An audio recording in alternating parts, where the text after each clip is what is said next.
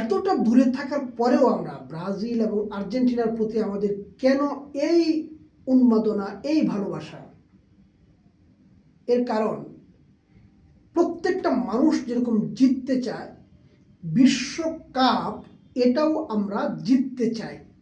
সুতরাং বাংলাদেশ বিশ্বকাপে খেলতে পারছে না, খেলবে কিনা সেটাও জানা নেই, কিন্তু ব্রাজিল আর্জেন্টিনা তো খেলছে। এবং ব্রাজিল আর্জেন্টিনা কিন্তু বিশ্বকাপে একটু ভালো খেলার জন্য, একটু নাম করার জন্য, কোনো মতে কোয়ার্টার ফাইনালে যাওয়ার জন্য খেলতে আসে না। তারা খেলতে আসে বিশ্বকাপ নেয়ার জন্য।